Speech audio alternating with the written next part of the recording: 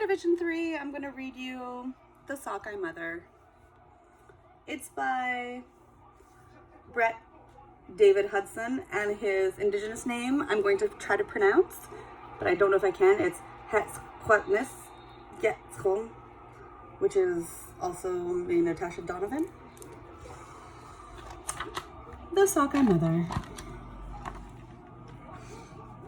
There's a strong undertow today. The turbulent waters caress the backs of the little semilporous life forms emerging from their gravel nest.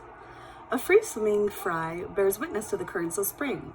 After spending weeks developing and using its nutritious yolk sac, it's one of the few remaining fry leaving its long winter's home to seek out nourishing waters.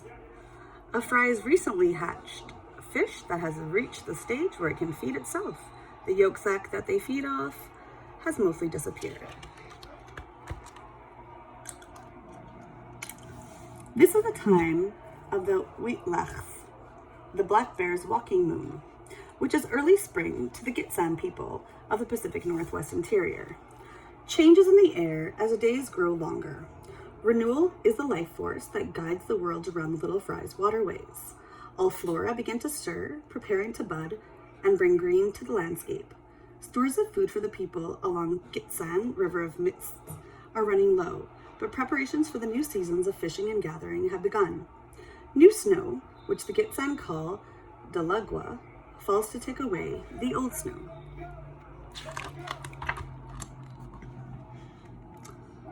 Mizo'o, or sockeye, are one of the many species of salmon that call Gitxsan home. Although all species are valued, the Gitxsan prefer the flavor and number of sockeye that return to their spawning grounds every year. The cultures along Gitxsan, otherwise known as the Skeena River, flourish and shape their existence around the cycle of this keystone species. Little does the small sockeye fry know that its life cycles not only nourishes the people and other beings along the watersheds, it is the whole reason the forests and landscapes exist. A keystone species is one on which other species in an ecosystem depend. Time to grow. After a couple of years of schooling in the deeper parts of the nursing lake, the sockeye has become a smolt. Its little silvery body begins taking the shape of its blue-backed future self. The smolt is outgrowing the lake. This signals Lasaya'a, the spring salmon's returning moon. So little sockeye begins its treacherous journey down the Skeena. A smolt is a young fish that is undergoing the changes needed to go from living in fresh water to living in salt water.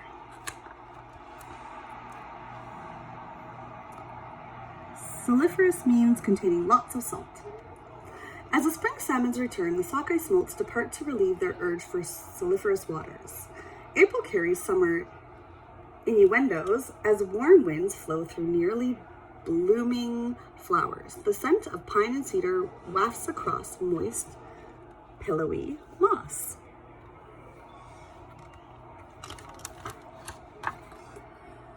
The nets and rods of the Gitxsan people scour Gitxsan in hopes of taking part of the return of Ya'a, the spring salmon.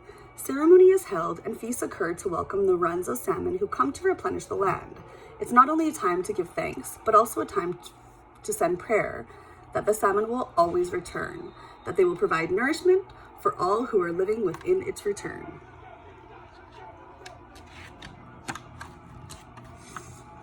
The young sockeye has so far avoided predators, escaping the hungry hands of Watsk, the otter, and dodging the unnaturally changing landscape.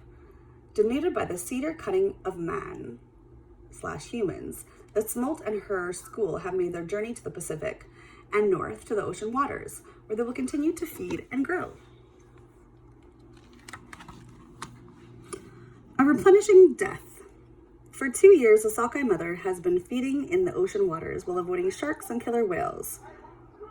Through instinct, smell, and much that is not understood, the Sockeye Mother swims against the powerful currents of the Gitxsan to return to the exact place in the rivers where she was spawned.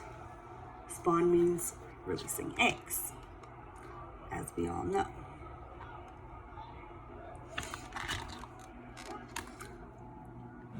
It's now Lasak's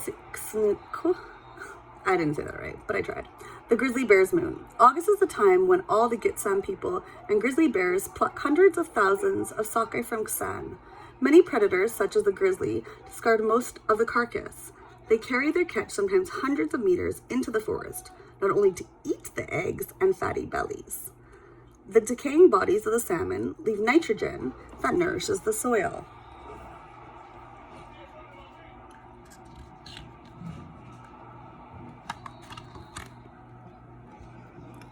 Battered and beaten by the journey, the Sockeye Mother is literally decaying due to constant hard work and lack of food. She finds a male partner who has dug a nest to bear her liking. She lays her eggs. She can now die a replenishing death. The dying salmon bodies become fertilizer for the flora that shape the Great Lands. Without the Sockeye Mother, the Gitxsan, as they are, would simply not exist.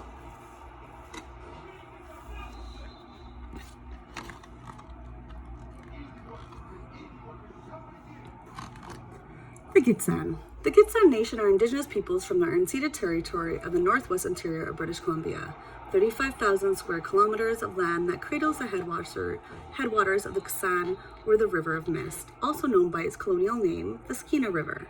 The land defines who they are. The nation follows a matrilineal line, and all rights, privileges, names, and stories come from the mothers.